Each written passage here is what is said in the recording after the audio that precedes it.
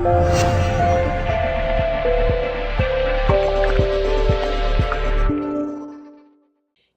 welcome back to my blog. This is Alex Matthes, just in case those of you that don't know me. I want to introduce Rick Mount from Fairway Independent Mortgage. And he's an expert in his field, and he's here to talk to us about the 5 things that you need to know when buying a home.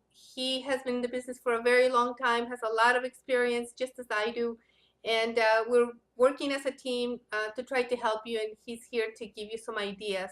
So, Rick, please tell us about it. Thanks, Alex. Well, I appreciate the time to be here with you today. But there's 5 critical things that we recommend people do to prepare to buy a home.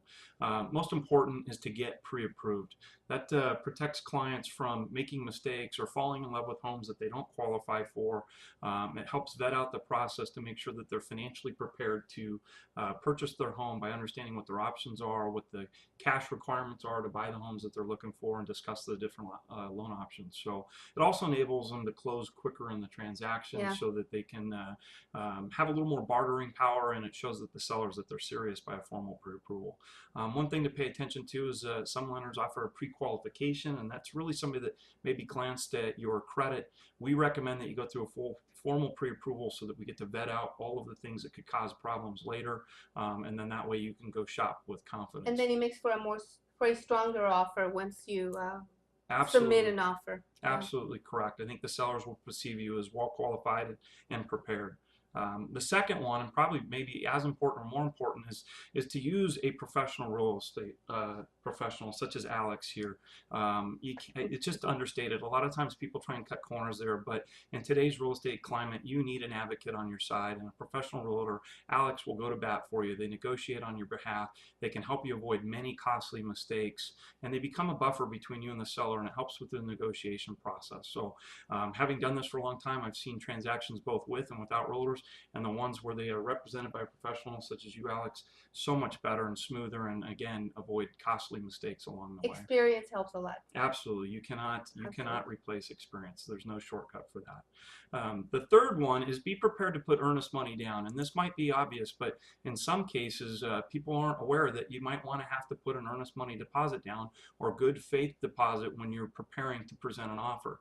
This lets the sellers know that you are serious, willing, and capable and ready to go. Do they need a lot of money? No, oftentimes it's negotiable. So we've seen it range anywhere between $1,000 and can be as much as $10,000 or $20,000 depending on the purchase price. Okay. Also, it's a sign of commitment. So the more earnest money that you're willing to put down, the more serious your offer may be taken. But Right. something you need to be prepared to do when making an offer.